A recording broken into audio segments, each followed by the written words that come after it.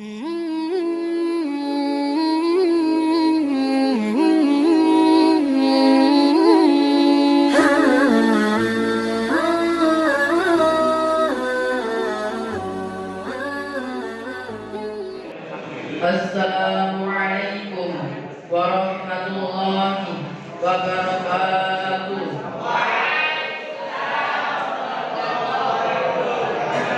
Innal hamdalillah nahmaduhu wa nasta'inuhu wa nastaghfiruh wa na'udzu billahi min shururi anfusina wa min sayyiati a'malina. Man yahdihillahu fala mudilla lahu wa man yudlilhu fala hadiya lahu. Asyhadu an la ilaha illallah wahdahu la syarika lah wa asyhadu anna Muhammadan abduhu wa rasuluh la nabiyya wa rasulah amma ba'd. All praise due to Allah subhanahu wa ta'ala, the Almighty, who has given us mercies and so many blessings such as Islam, Iman, health, and many more. And let's not forget to deliver salawat and salam to our beloved Prophet Muhammad sallallahu alaihi wasallam, who already brought us from the darkest age to the lightest age. Pertama-tama mari kita buka acara muhadharah pada malam yang penuh keberkahan ini dengan membaca basmalah. Lanjut ke acara yang kedua, tilawah Al-Quran yang akan disampaikan oleh Akhina Taqwa dan Fauzan. Akhina Taqwa dan Fauzan, waktu dan tempat kami persilakan. A'udzu billahi minasy syaithanir rajim. Bismillahirrahmanirrahim. Falaysa lahul yawma hahuna hamim wa la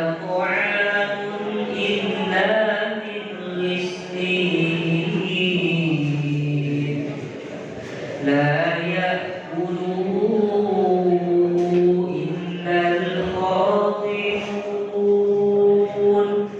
فلا أقسم بما تبصرون وما لا تبصرون إنه لقول رسول كريم. Dengan nama Allah yang Maha Pengasih, Maha Penyayang. Maka hari ini di sini tidak ada seorang teman baginya, dan tidak ada makanan baginya kecuali dari darah dan anak. Tidak ada yang makannya kecuali orang-orang berdosa. Maka aku bersumpah demi apa yang kamu lihat dan demi apa yang kamu tidak kamu lihat. Sesungguhnya Al-Quran itu benar-benar wahyu yang diturunkan kepada Rasul yang mulia. Bismillah. Assalamualaikum warahmatullahi wabarakatuh.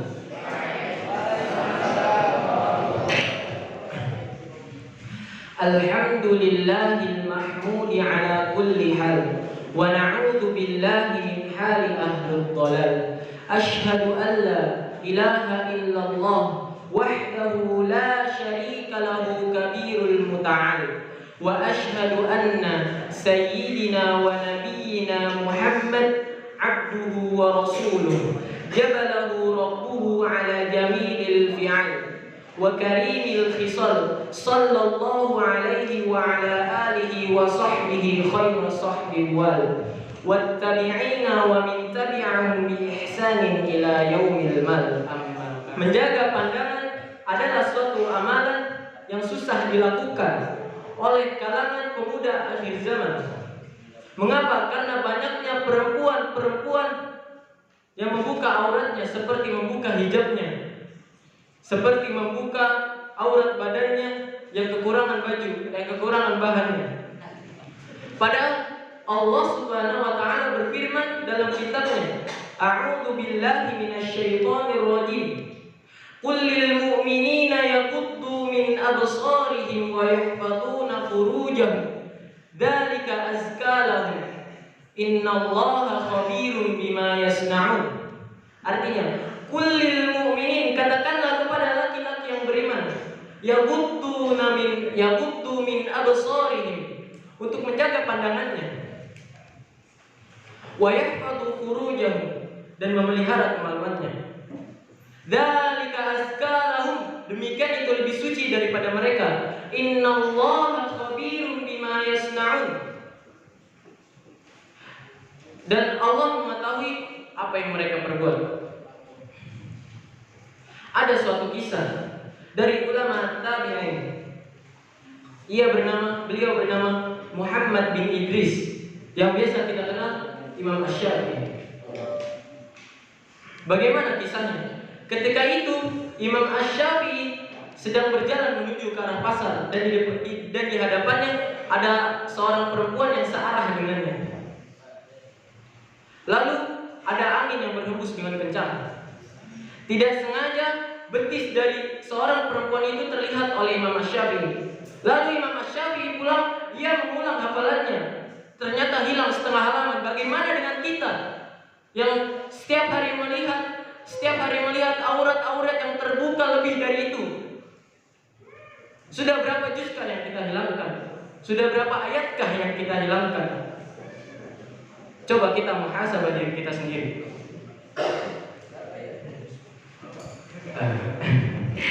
Ada lagi potongan surat dari surat Al-Isra yang berbunyi, ya'lamu kha'inatul a'yun wa ma tukhfis sudur.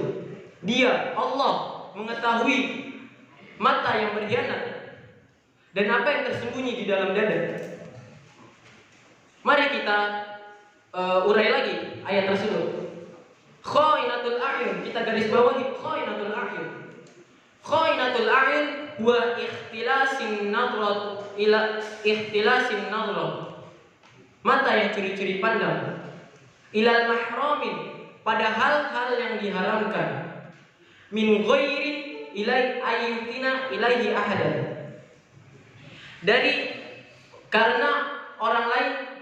Karena ia mengira orang lain tak menyadarinya. Memang orang lain tidak menyadarinya, tapi Allah kembali lagi kepada surat sebelumnya. Innallaha khabirun bima yasna'un. Sesungguhnya Allah mengetahui apa yang mereka perbuat. Jadi jangan sangka antum melihat sesuatu yang diharamkan oleh Allah, tidak ada yang menyadarinya. Allah menyadarinya. Mari kita dengar tafsir Ibnu Abbas radhiyallahu anhu yang menafsirkan kha'inatul a'yun. Begini tafsir. Ada seorang lelaki yang sedang berdiri dan di hadapannya lewat seorang perempuan. Lalu apa yang terjadi? Ia berpura-pura menjaga pandangannya.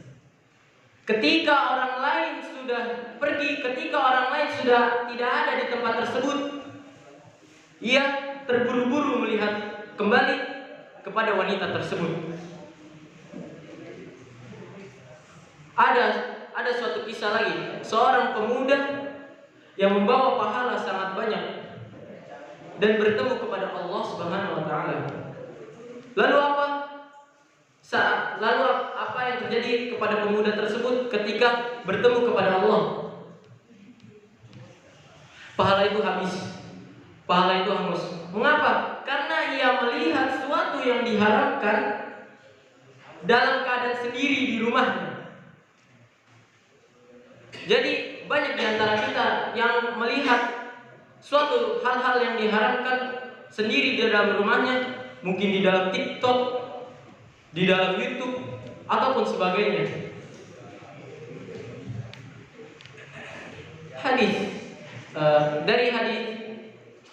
Dari Rasulullah SAW, ia bersabda, An Abihi Buraidah radhiyallahu anhu, qala Rasulullah sallallahu alaihi wasallam, la tattabi'in nadratan nadrah, fa innama lakal ula wa laysat lakal akhirah. Artinya, jangan kau iringkan pandangan yang pertama dengan pandangan yang berikutnya. Karena mengapa? Pandangan yang pertama hanya milikmu, dan pandangan yang berikutnya diharamkan bagimu. Hadis riwayat Abu Dawud. Wa qala hadis hasan dan nomor 2148. Jadi di sini kita memotivasikan diri kita sendiri untuk mengurangi melihat hal-hal yang diharamkan. Karena itu sudah jelas di dalam hadis, di dalam Al-Quran, pasti dilarang oleh Rasul dan oleh Allah Subhanahu wa taala. Ada juga suatu golongan di akhirat nanti yang akan dinaungi oleh Allah dan hanya Allah yang bisa menaunginya. Apa golongan tersebut? Ketika seorang pemuda yang sedang berjalan di tengah jalan bertemu dengan seorang pelacur. Lalu apa yang pemuda itu katakan? Inni akhafullah, sesungguhnya aku takut kepada Allah. Dan golongan tersebut akan dinaungi oleh Allah di akhirat nanti. Mungkin cukup sekian muhadharah dari Ane. Sebelum Ane tutup, Ane ada sedikit motivasi.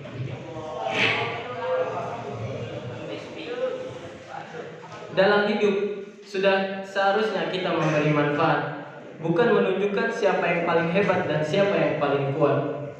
Tidak perlu berdebat, karena itu yang membuat kebaikan tidak datang dengan cepat. Dan ingat, begitu pentingnya menunjukkan rasa hormat tanpa membedakan sifat dan derajat. Ada satu lagi. Kalau antum ada masalah, ingat, jangan kehilangan arah. Allah membukakan pintu, bukan memberi jalan buntu. Syukran dari Ane ala istimamikum. Assalamualaikum warahmatullahi wabarakatuh.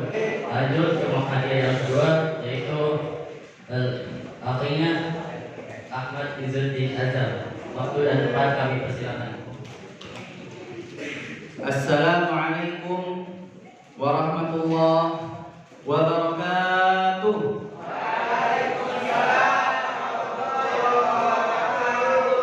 Awalan nashkurullah azza wa jalla ala ni'matihi wa hiya al-iman wal islam wa kullu shay hatta nastati' an najtama' fi hadha al-masjid fi hadha al-majlis al-mubarak wa rahmatillah wa mardatillah.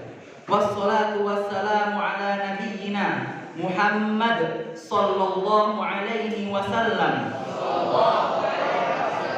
wa ala alihi wa ashabihi wa man tabi'ahum bi ihsanin ila yaumiddin, amma ba'du. Pondok pesantren adalah suatu fasilitas dari orang tua agar anak-anaknya menjadi orang berkelas di masa depan.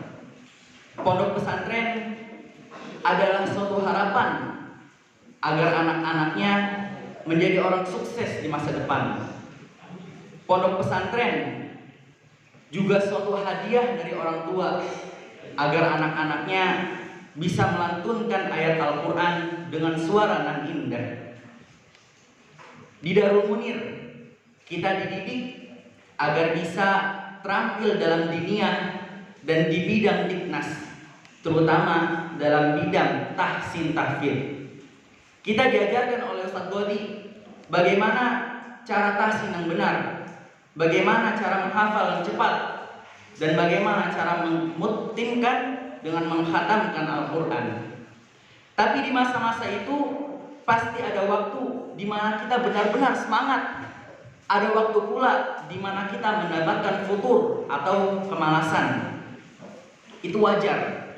Tapi teman, Ane mengingatkan, tolong dicatat. Jangan sampai masa futur atau kemalasan kita membuat kita menyesal di masa depan. Sekali lagi ulangi, jangan sampai masa futur atau kemalasan kita membuat kita kehabisan waktu dan menyesal di masa depan. Anehnya suatu kisah. Tolong dengarkan kisah ini. Dahulu ada seorang ayah, ada seorang orang tua yang mendambakan sekali anaknya menjadi seorang hafil Quran dan imam di masjid-masjid. Hingga akhirnya anak ini memasuki kelas 6 SD. Waktunya mencari pondok pesantren. Orang tua ini akhirnya nge-search di Google, di mana ya pondok pesantren yang terbaik untuk anak saya. Akhirnya ketemu ada salah satu pondok pesantren di daerah Jakarta, yaitu pondok pesantren International Islamic School Kafilah. Maka survei dan didaftarkanlah anak ini. Setelah didaftarkan, anak ini ikut tes di pondok tersebut. Qadarullah, anak tersebut belum bisa masuk ke pondok kafilah. Anaknya putus asa, orang tuanya tetap menyemangati, ayo nak kita cari pondok lain. Maka dicarilah pondok lain tersebut. Akhirnya Allah takdirkan ketemu satu pondok modern di daerah Bekasi. Lalu setelah survei dan ikut tes serta karantina 3 hari, akhirnya Allah takdirkan anak ini masuk ke pondok pesantren tersebut. Hingga tibalah hari yang dinanti-nantikan, hari di mana santri baru datang ke pondok pesantren. Setelah percakapan serta perpisahan singkat dari orang tua, maka pulanglah orang tua ke rumahnya lagi. Lalu anak ini tinggal di pondok pesantren. Kelas 7, 8, 9 berlalu dengan cepat hingga anak ini memasuki usia di mana dia menginjakkan kakinya di kelas 10. Ketika kelas 10 itu ada momen di mana liburan atau yang dulu kita kenal dengan liburan corona. Di rumah itu ayahandanya sangat senang sekali, sangat bangga dengan anaknya. Kenapa? 3 tahun di pondok, anaknya ini bisa mendapatkan hafalan yang cukup banyak menurut ayahnya. Lalu ayahnya ini selalu mendambakan, ya Allah, bagaimana ya kalau anak aneh jadi imam di masjid? Ya Allah, begitu indahnya sepertinya kalau saya sholat subuh diimami oleh anakku ini. Lalu ayah ini berpesan kepada anaknya, nak, jadi imamnya di masjid. Nak, sholat subuh di masjid sekalian jadi imam. Abi mau dengerin suara kamu jadi imam. Tapi apa respon anak ini? Ah, enggak Abi, malu. Ah, enggak Abi, males. Pokoknya kayak nolak gitu deh. Berhari-hari terus dinasihatin. Nak, ayo jadi imam. Nak, ayo ke masjid jadi imam. Enggak mau terus anaknya. Dan ayahnya ini juga sering menasihati. Nak, ayo cepat ziyadah. Ayo semangat ziyadahnya biar kamu bisa selesai hafal Al-Qur'annya. Biar kamu gak ketinggalan sama adik kamu. Sering banget dinasihati seperti itu. Tapi anak ini malah sibuk main Mobile Legend, sibuk main HP, sibuk otak-atik Instagram, ngechat WA sana sini. Dia terlena dengan HP. Hingga suatu hari anak ini kesel. Kenapa kesel? Setiap hari itu abinya selalu bilang, nak, ayo ziyadah. Ah, coba sekali-kali lah aku ziyadah. Abi tiap hari ngoceh melulu. Ketika hari itu anak ini berinisiatif untuk menghafal di masjid, lalu setoran kepada ustadznya. Ketika dia setoran, ternyata ayahandanya mendengarkan ayat-ayat yang dia bacakan di depan dinding kamarnya sambil menyimak memegang Al-Quran. Begitu indahnya ya Allah. Anak ini membacakan ayat Al-Quran, menyetorkan surat-surat yang tadi sudah dia hafalkan sambil disimak oleh ayahandanya tercinta tersebut. Ketika anak ini sudah selesai menyetorkan hafalan ke ustadznya, anak ini keluar dari kamar lalu melihat ayahnya. Ya Allah, begitu indahnya senyuman dari orang tuanya, begitu indahnya berseri, muka orang tua itu berseri-seri sekali. Karena apa? Hanya karena anak ini melantunkan ayat Al-Quran, karena anaknya ini termotivasi untuk setoran. Namun alangkah sedihnya, satu hari ini tak bertahan lama. Hari-hari selanjutnya anak ini mulai malas kembali. mulai terlena lagi dengan HP, dengan game yang ada di HP-nya. Hingga membuat ayah ini sangat, bahasanya bukan kesal, apa ya, nggak seneng lah sama anaknya. Aduh, kok dikasih tahu ngalamin HP terus gitu, merajuk.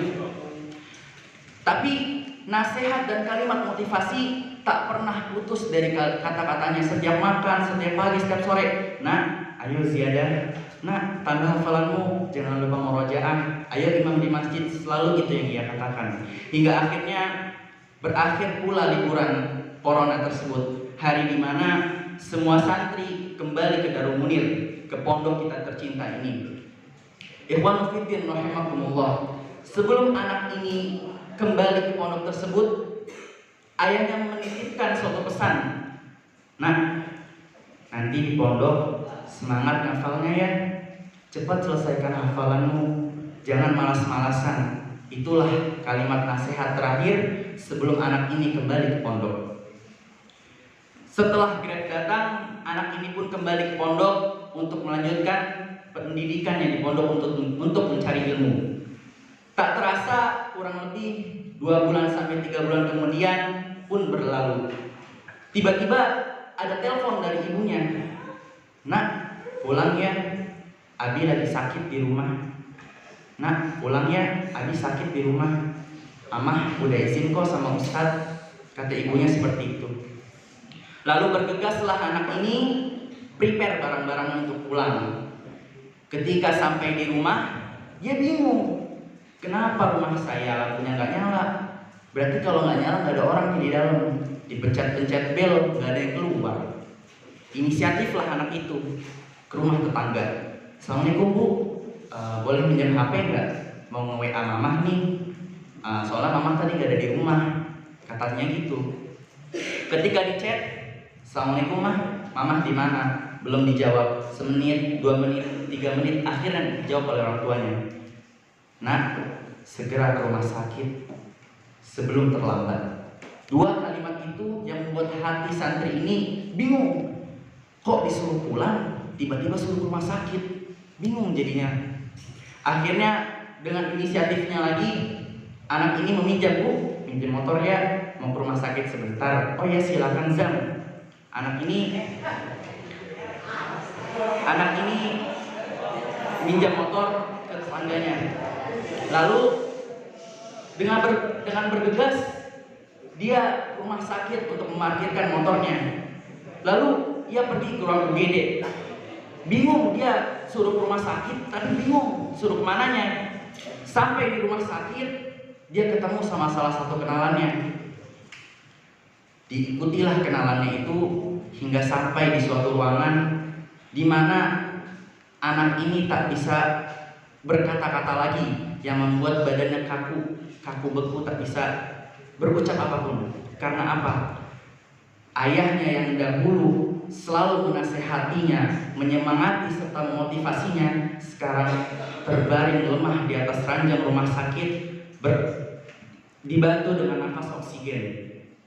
Dahulu ayahnya selalu menyemangatinya, ayo nak ke masjid, sholat subuh di masjid. Sekarang tak bisa apa-apa di atas ranjang, hanya tidur, gak bisa gerak apa-apa.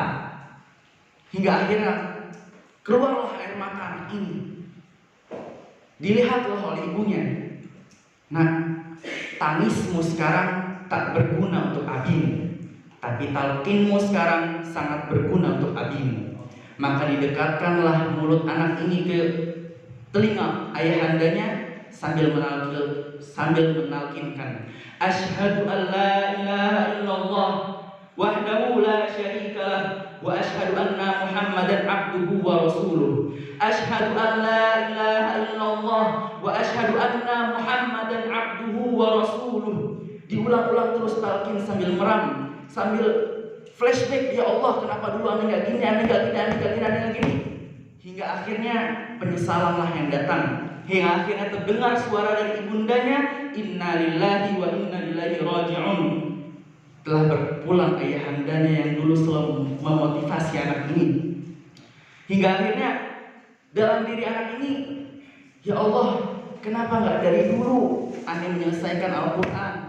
Ya Allah, kenapa nggak dari dulu Aneh selalu ke masjid duluan sebelum azan dikumandangkan. Ya Allah, kenapa aneh kemarin gak ngelaksanain impian Abi yang ternyata menjadi impian terakhirnya, yaitu menjadi imam di masjid. Begitulah penyesalannya. Teman-teman sekalian, mungkin dari cerita ini ada beberapa hikmah yang bisa diambil, yaitu manfaatkanlah waktu sebaik-baiknya sebelum waktu itu tak bisa diulang kembali. Dan cerita ini diambil dari kisah nyata. Mungkin tadi sedikit spoiler. Jadi kisah ini dialami sendiri oleh orang yang sedang duduk di hadapan teman-teman sekalian. Dan aneh berharap penyesalan yang aneh rasakan di kehidupan aneh tidak terulang lagi di kehidupan teman-teman sekalian. Amin ya rabbal alamin. Sebelum aneh menutup muhadharah yang lebih tepatnya motivasi pada malam hari ini, aneh meminta kepada teman-teman sekalian untuk bersedia mengangkat tangan kita masing-masing, mendoakan kedua orang tua kita yang masih hidup ataupun sudah pergi meninggalkan kita. Tolong kesediaan dan keikhlasannya. Rabbighfirli wa liwalidayya warhamhuma kama rabbayani shaghira. Ikuti setelahnya. Rabbighfirli wa liwalidayya warhamhuma kama rabbayani shaghira. Ya Allah, ampunilah dosaku dan dosa kedua orang tuaku. Panjangilah umur ketakwaan mereka. Panjangilah umur ibadah mereka, ya Allah. Untuk orang tua kami yang telah pergi mendahului kami, lapangkanlah kuburnya, ya Allah. Ampuni segala dosa-dosanya, ya Allah. Dan terimalah segala amalan-amalannya, ya Allah. Dan semoga kami bisa bertemu mereka di surga kelak.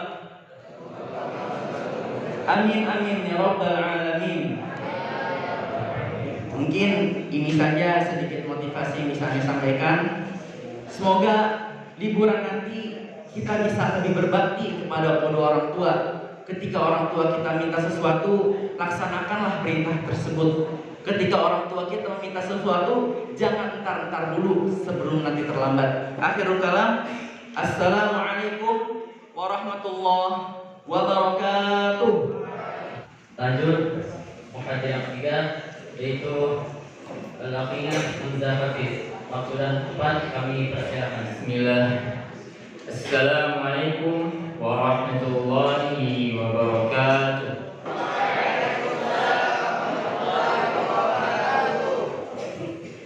Innal hamdalillah nahmaduhu wa nasta'inuhu wa nastaghfiruh wa na'udzu billahi min shururi anfusina wa min sayyiati a'malina. Man yahdihillahu fala mudilla lahu wa man yudlilhu fala hadiya lahu. Asyhadu an la ilaha illallah wahdahu la syarika lahu wa asyhadu anna Muhammadan 'abduhu wa rasuluhu la nabiyya wa rasula ba'da. Amma ba'd. Kematian itu adalah keluarnya ruh dari jasad. Kematian adalah keluarnya ruh dari jasad. Kita semua manusia adalah makhluk hidup. Yang namanya makhluk hidup pasti akan mati. Kita semua pasti akan mati. Nggak peduli mau pejabat atau rakyat, mau yang kaya atau yang miskin, mau yang ganteng atau yang jelek, mau yang tinggi atau yang pendek, mau yang hitam atau yang putih, mau yang gondrong atau yang botak, atau yang pintar atau yang kurang pintar. Kita semua mempunyai batas waktu masing-masing. Nggak tahu batas waktunya itu habisnya kapan. Mungkin masih setahun lagi, sebulan lagi, seminggu lagi, sehari lagi, semenit lagi, bahkan sedetik lagi. Kita nggak ada yang tahu batas waktu itu kita kapan. Dan ketika batas waktu itu habis, maka kematian itu akan datang kepada kita. Dan kita itu tidak dapat menghindari kematian itu. Allah berfirman dalam surah Al-A'raf ayat 34, "Wa likulli ummatin ajal." Dan setiap umat memiliki ajalnya masing-masing. Fa idza jaa ajaluhum, dan ketika ajal itu datang kepada mereka, la yastakhiruna sa'ah, mereka tidak dapat meminta, la yastakhiruna sa'ata wa la yastaqdimun, mereka tidak dapat meminta yang namanya penundaan atau percepatan sekalipun. Jadi ketika kita sudah ditakdirkan oleh Allah Subhanahu wa taala untuk diambil nyawa kita melalui perantara malaikat di waktu tersebut, di tempat tersebut, maka nyawa kita akan diambil. Dan ketika nyawa kita diambil itu, kita tidak dapat yang namanya menghindari kematian tersebut. Allah Subhanahu wa taala berfirman dalam surah An-Nisa ayat 78, Aynama takunu yudrikumul maut walau kuntum fi burujin musayyadah. Aynama takunu, dimanapun kamu berada, dimanapun kamu tinggal, yudrikumul maut, kematian itu akan menemukanmu, akan mendapatkanmu. Walau kuntum fi burujin musayyadah, meskipun kamu berada di benteng yang tinggi dan kokoh. Jadi meskipun kita berlindung dari kematian, kita bersembunyi di tempat yang paling aman, yang paling tidak mungkin ditemukan oleh orang. Tapi kalau kematian itu datang pada kita, kita tidak dapat menghindari kematian tersebut. Dan meskipun kita sudah berada di tempat yang aman tersebut, tapi kalau kita ditakdirkan untuk meninggal di tempat yang lain, maka kita akan mati di tempat tersebut. Kita akan mendatangi tempat tersebut.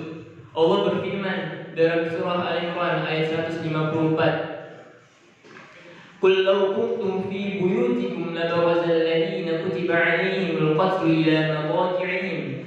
Qul law kuntum, dan katakanlah jika fi buyutikum, kalian berada di rumah-rumah kalian, labaraza alladziina kutiba 'alaihimul qatlu ila madaji'ihim, jika kalian ditetapkan akan mati terbunuh, maka kalian akan keluar ke tempat kalian terbunuh.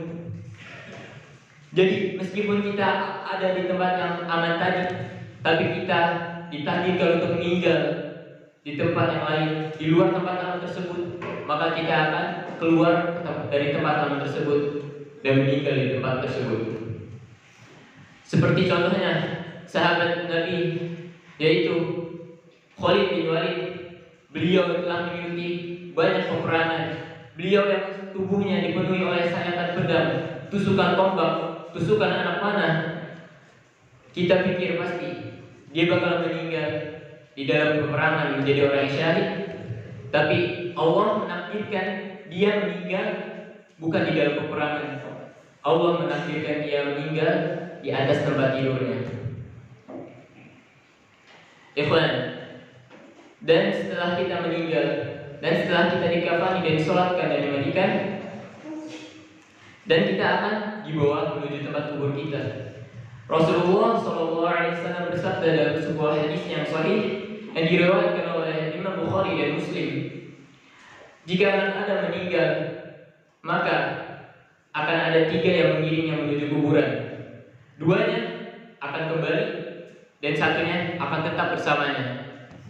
Hal tersebut, 3 hal tersebut adalah, yang pertama adalah keluarganya, hartanya, dan amalannya. Yang 2 yang kembali adalah keluarganya pertama, istrinya yang cantik, istrinya yang solehah, anak-anak yang soleh dan solehah, keluarganya, adiknya, orang tuanya dan kerabat-kerabatnya pasti akan meninggalkan dia. Tidak mungkin mereka akan tinggal di kuburan tersebut bermalam, berhari-hari tinggal di kuburan tersebut, di kuburan kita. Pasti mereka akan pulang menuju rumahnya masing-masing. Yang kedua adalah harta. Kendaraan-kendaraan kita yang punya, kendaraan-kendaraan yang kita punya, mobil, motor, sepeda, dan yang lain-lain akan mengantarkan kita cuma sampai parkiran kuburan doang. Lalu mereka semua nanti kendaraan tersebut akan angkat ban dari tempat parkir dan menuju garasi rumah kembali. Dan yang tersisa dari kita cuma satu, yaitu amalan kita. Amalan apakah yang telah kita perbuat di dunia ini selama kita hidup ini? Amal baikkah atau amal burukkah? Lebih banyak manakah? Ketika Allah memanggil, Allahu Akbar, Allahu Akbar, apakah kita akan bergegas mengambil air wudhu, mengambil baju-baju terbaik kita, baju sholat kita, dan pergi ke masjid? Ataukah kita masih terlena oleh kesibukan dunia, masih berngobrol-ngobrol di kamar, atau masih sibuk dengan kegiatan membaca buku atau hal-hal yang lain? Atau misalkan lainnya, ketika kita mendapat rezeki dari Allah, kita dapat duit dari kiriman orang tua 100.000, 200, 500, apakah kita akan sisihkan 1.000, 2.000 untuk kita sedekahkan, untuk kita masukkan ke dalam kotak amal, atau kita gunakan semuanya untuk jajan, untuk diri kita sendiri? Atau kita dapat kiriman dari orang tua berupa paket makanan, seplastik, sekardus atau sekarung, kita bagi-bagi teman, kita bagi-bagi ke teman, bagi-bagi kamar, bagi-bagi kelas, atau kita makan sendiri, kita umpetin di dalam lemari, di dalam kontainer, di dalam koper, kita tunggu sepi, tengok kanan, tengok kiri, kosong, aman, langsung makan. Contoh lainnya, mushaf kita, Al-Quran kita yang kita sering baca, apakah kita bacanya setiap saat, setiap ada waktu, atau setiap selesai sholat, atau setiap jam kosong saat sekolah atau jam istirahat? Atau hanya Al-Quran tersebut sebagai hiasan ruangan, hiasan sudut-sudut kamar, hiasan sebagai lemari, atau hiasan bagi rak masjid? Ikhwan, kita harus beramal baik selama kita hidup. Nanti saat kita mati, amalan yang kita lakukan selama hidup akan dipertanggungjawabkan, dan kita akan menghadap Allah dengan amalan-amalan yang telah kita lakukan selama kita hidup. Maka dengan demikian, marilah kita jadikan kematian tersebut itu sebagai pacuan kita agar beramal baik di dunia ini. Allah Subhanahu wa taala berfirman dalam surah Al-Mulk ayat 2, "Alladzi khalaqal mauta wal hayata liyabluwakum ayyukum ahsanu amala." Dia Allah Subhanahu wa taala menciptakan mati dan hidup untuk menguji kalian, siapa di antara kalian yang lebih baik amalnya. Allah juga berfirman dalam surah Al-Anbiya ayat 35, "Kullu nafsin dha'iqatul maut wa nabluukum min syarri wal khairi fitnah." Dan setiap yang hidup pasti akan mati, dan kalian diuji dengan kebaikan, dengan keburukan dan kebaikan sebagai cobaan. Jadi marilah kita beramal baik agar kita bisa berhadapan dengan Allah dengan amalan-amalan kita yang baik. Mungkin ini saja muhadharah yang dapat saya sampaikan. Kurang lebihnya mohon maaf. Sebelum saya menutup muhadharah saya akan menyampaikan sebuah motivasi dari saya. Motivasinya adalah diri kita hari ini adalah hal-hal yang kita dilakukan di masa lalu. Diri kita hari ini adalah hal yang kita lakukan di masa lalu, dan diri kita di masa depan adalah hal-hal yang kita lakukan di masa sekarang. Jadi antum sekarang misalkan bisa hafal 5 juz, 10 juz, itu karena di hidup dulu antum itu rajin menghafal, rajin setoran. Kalau antum misalkan baru hafal 1 juz atau bahkan belum tahsin, itu perwujudan dari diri antum waktu masa lalu. Mungkin antum jarang ngaji, jarang belajar tahsin sama kakak kelasnya, jarang setoran, jarang murojaah. Itulah diri antum dulu. Dan diri antum di masa depan adalah perwujudan diri antum di masa sekarang. Maka jika antum ingin menjadi seorang yang antum inginkan di masa depan, ingin menjadi seorang hafiz, seorang dokter, pilot, masinis, dan lain-lain, maka antum harus persiapkan di masa sekarang. Tidak mungkin antum bermimpi tinggi, tapi antum sekarang berleha-leha, bersantai-santai, bermalas-malasan, kerjaannya tidur terus. Tidak mungkin, akhi. Mungkin itu saja. Al-khatum minni wal haqqu min rabbi. Assalamualaikum warahmatullahi wabarakatuh. Lanjut ke pertanyaan terakhir, yaitu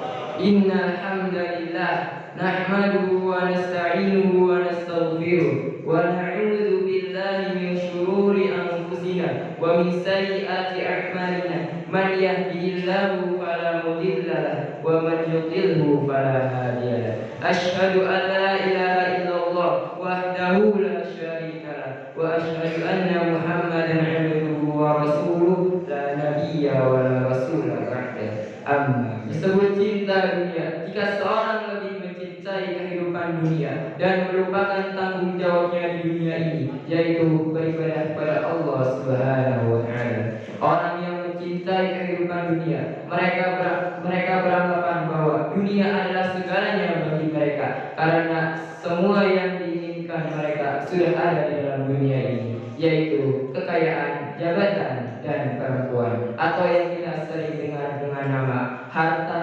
tahta, dan wanita.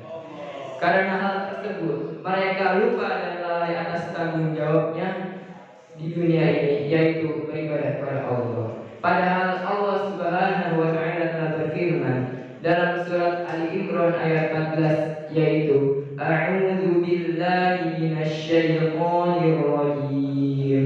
Zuyyina lin-nasi hubbus syahawati minan nisa'i wal banina wal qanatir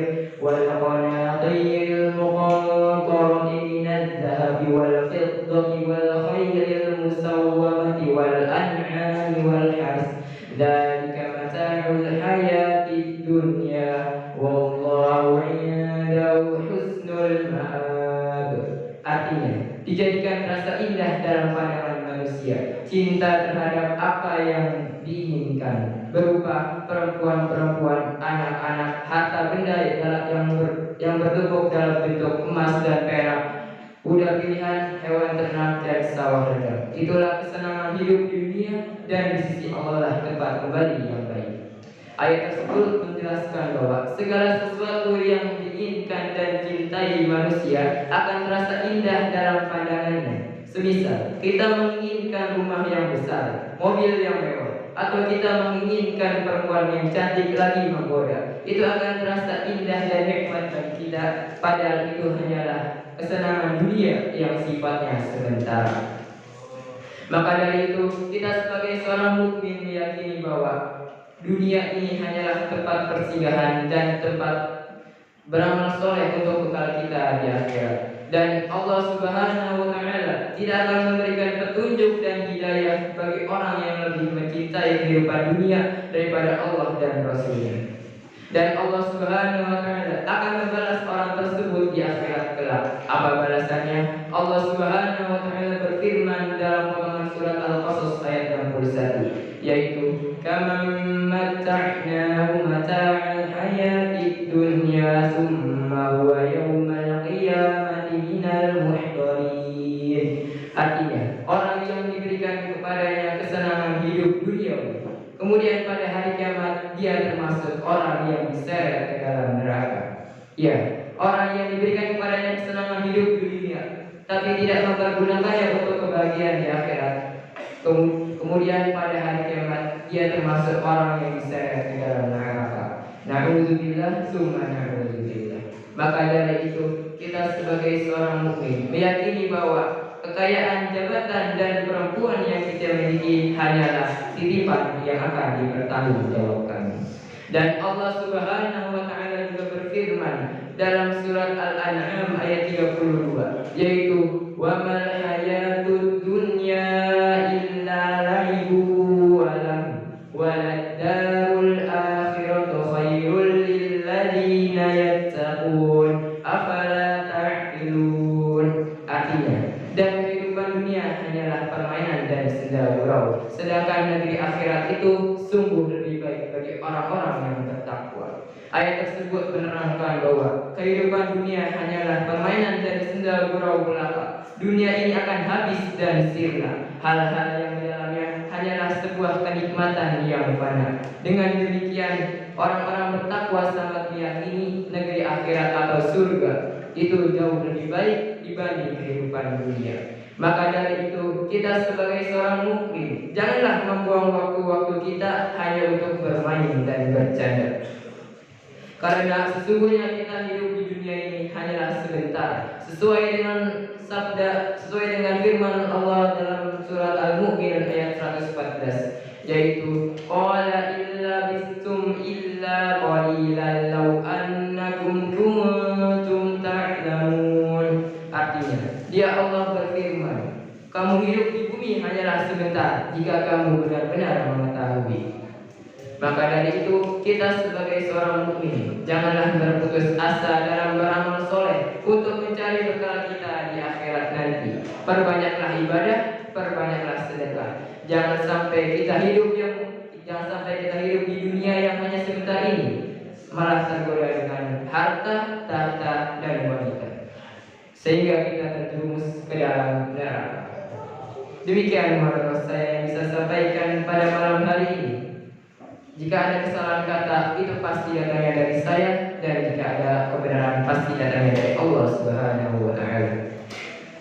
Wabillahi taufiq wal hidayah. Wassalamualaikum warahmatullahi wabarakatuh. Lanjut ke acara yang keempat, sepatah dua kata dari Ustaz Syarif. Kepada Ustaz Syarif, waktu dan tempat kami persilakan.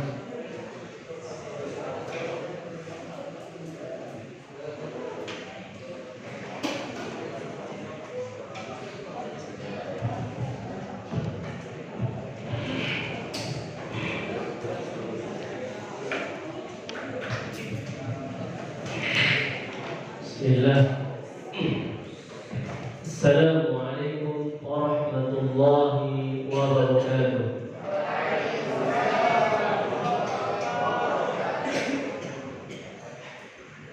Alhamdulillahi ala ihsanih wa syukru lahu taufiqihi wa imtinanihi. Asyhadu an la ilaha illallah wahdahu la syarika lahu ta'ziman li sya'nihi. وأشهد أن محمدا عبده ورسوله الداعي إلى رضوانه. اللهم صل وسلم عليه وعلى آله وأصحابه وإخوانه. أما بعد.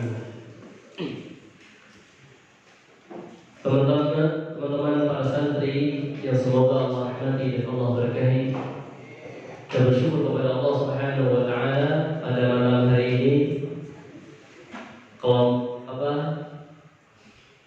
muhadharah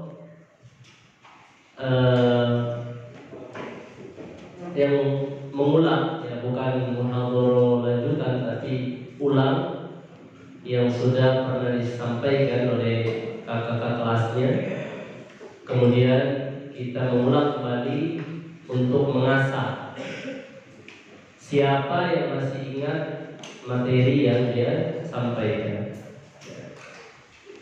Kalau bagus, ya kan, sudah kuasai materinya, nah nanti khusus kelas 12 bisa disarankan untuk ya minimal seumur hidup di sini sekali ya khotib berujung. Tapi yang sudah lancar, yang gak grogi, yang tahu rukun-rukun khutbah Jumat. Baik. Tadi sudah kita saksikan bersama,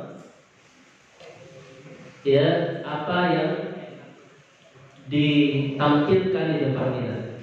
Yang pertama tadi Ustadz Jundi Abdul Aziz menyampaikan dengan tema Ghaddul Basar, ya, perintah menundukkan pandangan.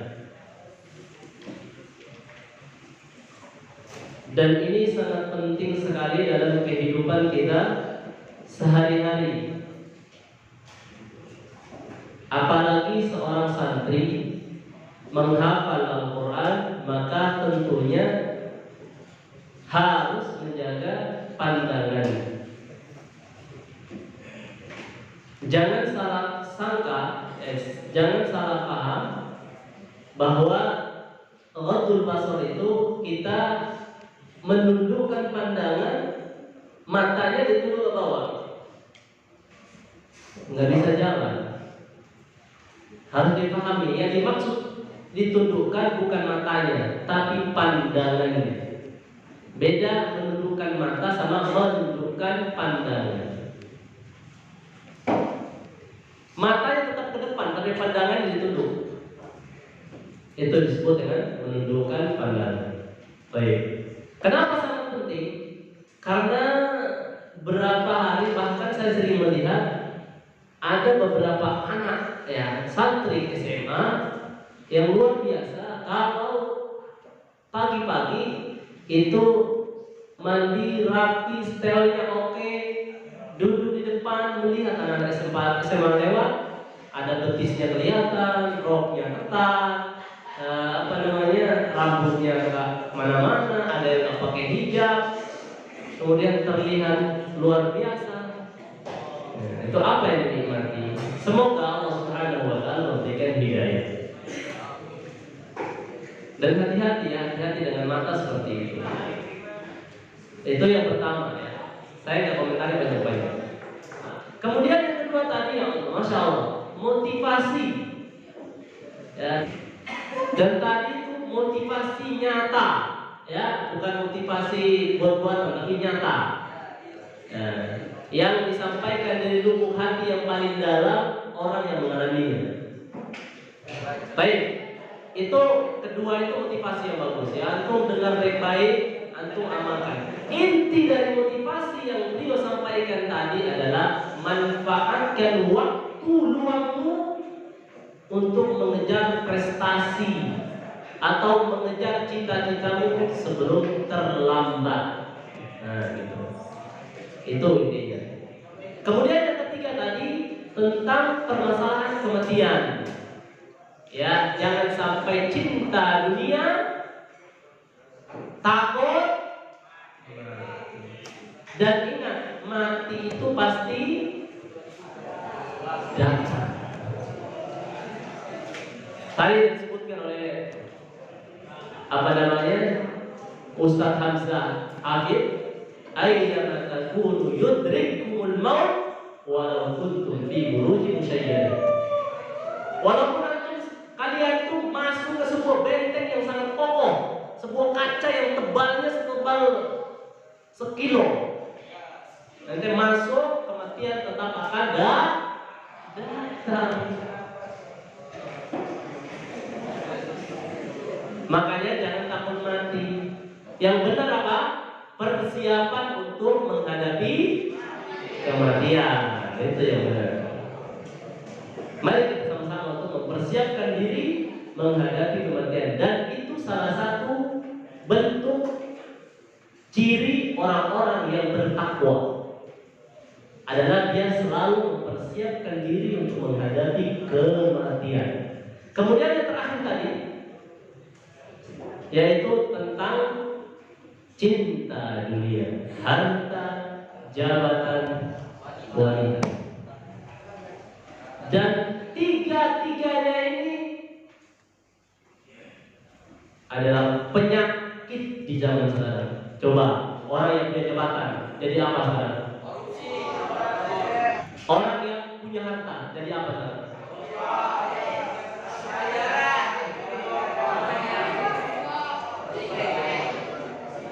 Wanita-wanita sekarang jadi apa? Ada yang nikah sehari cerai, sehari cerai, sehari cerai. Udah kaya,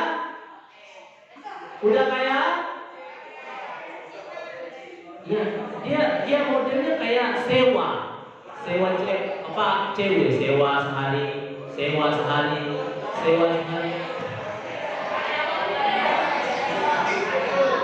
Dan ini adalah sesuatu yang merendahkan martabat seorang wanita. Gitu. Kenapa wanita harta jabatan itu menjadi hal yang sangat pengaruh sekali dalam kehidupan kita? Karena apa? Semua butuh harta hidup sekarang. Antum jajan butuh duit. Mau ke Jakarta butuh duit. Naik Gojek butuh. Kalau nggak ada harta gimana dong?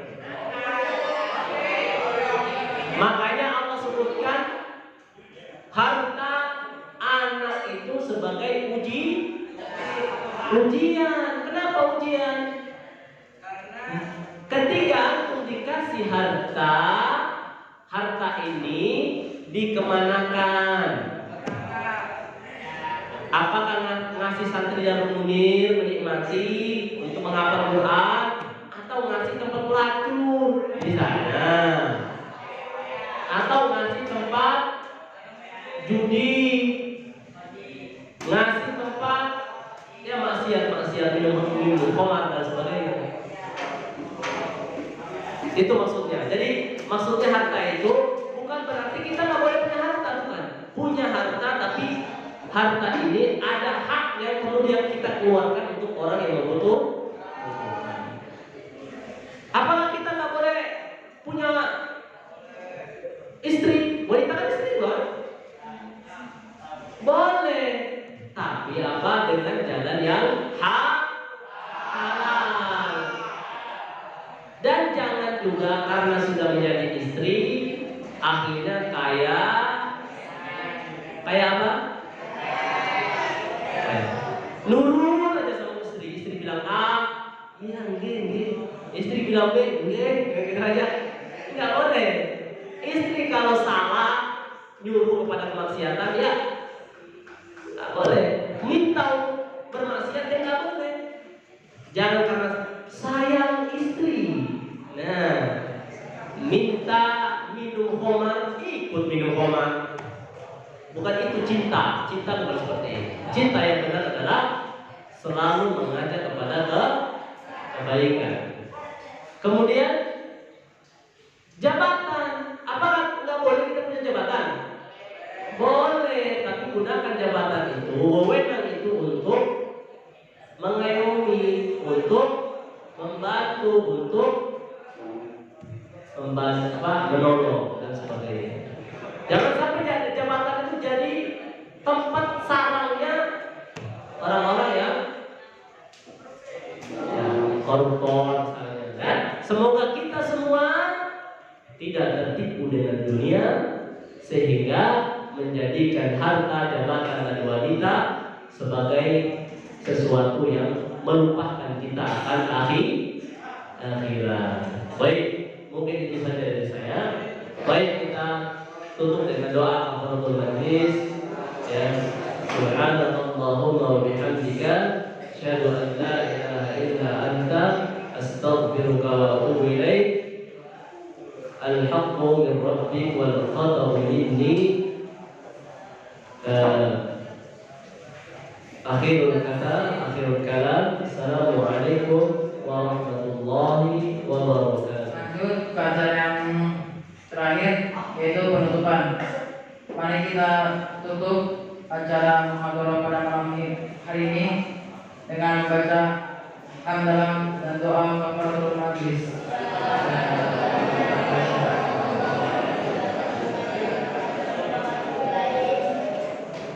Akhirul kalam.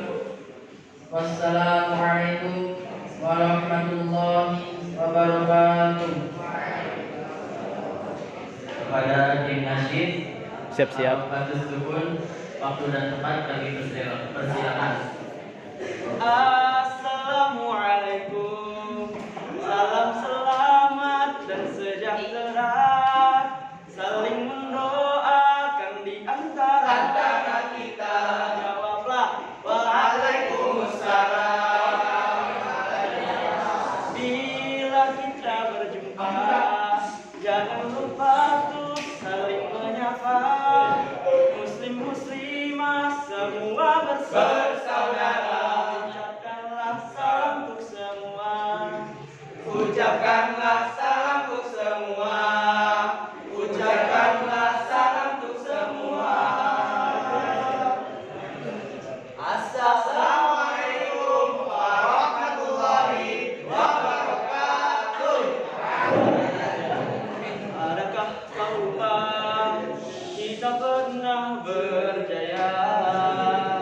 Adakah tahukah kita pernah berkuasa?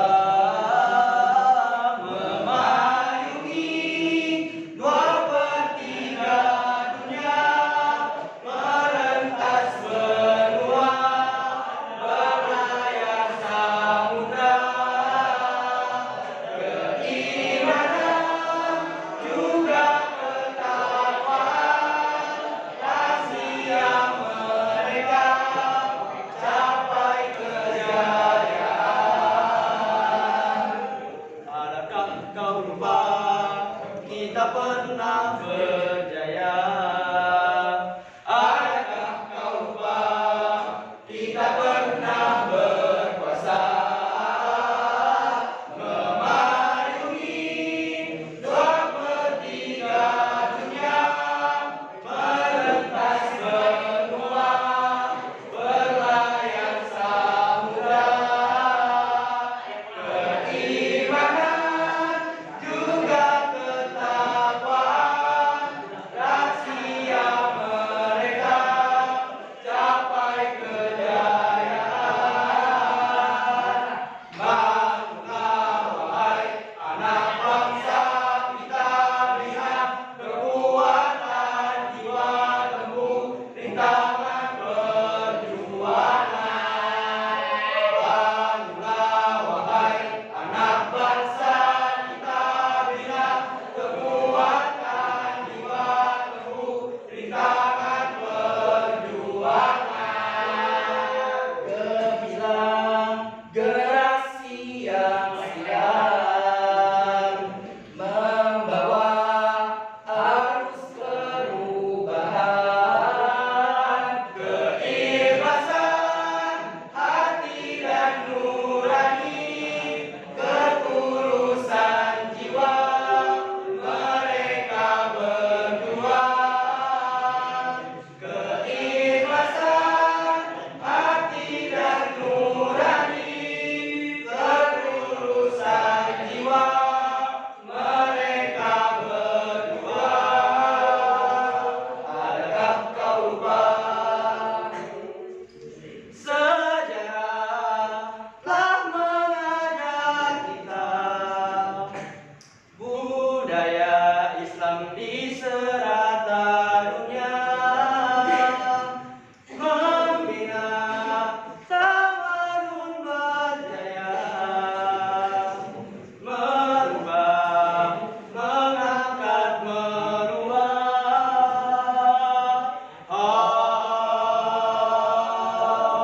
Wahid, Idnan, salah. Adakah kau lupa kita pernah berjaya? Adakah kau lupa kita pernah berkuasa, memayungi 2/3 dunia, merentas benua, berlayar samudra. Keimanan juga ketakwaan, rahasia mereka capai kejayaan. Adakah kau lupa? Adakah kau lupa?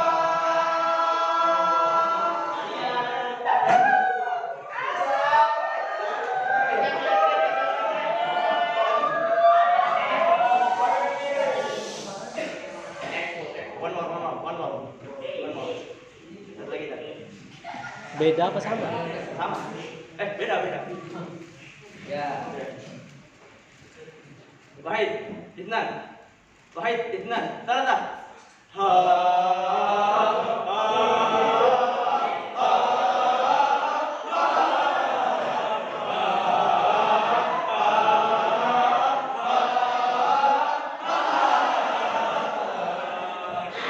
Di samudra kehidupan kita ibarat para pengembara.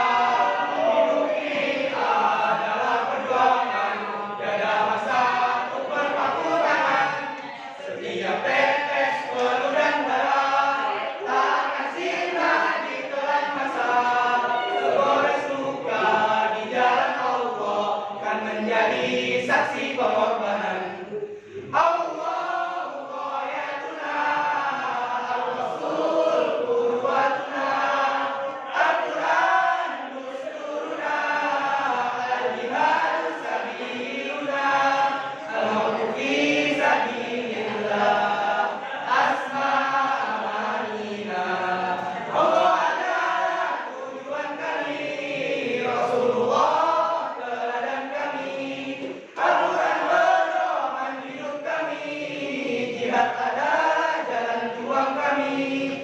mati di jalan Allah adalah cita-cita kami tertinggi.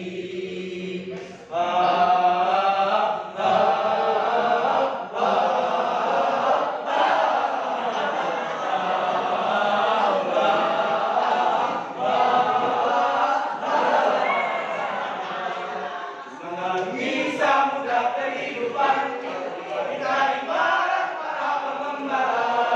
Hidup ini adalah perjuangan, tiada masa untuk berpangku tangan. Setiap tetes peluh dan darah tak akan sirna ditelan masa. Segores luka di jalan Allah kan menjadi saksi pengorbanan.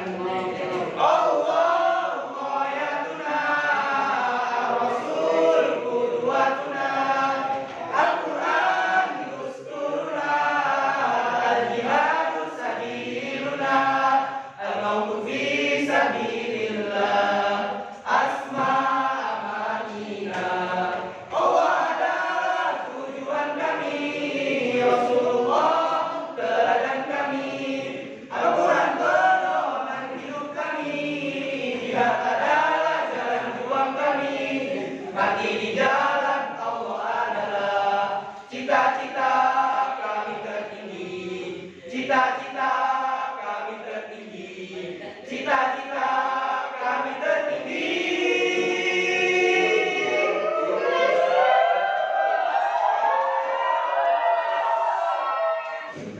Semoga depannya insya Allah bisa lebih baik lagi.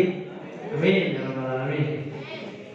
Sekian dari kami, mohon maaf kalau ada kesalahan atau kurang asik. Assalamualaikum warahmatullahi wabarakatuh.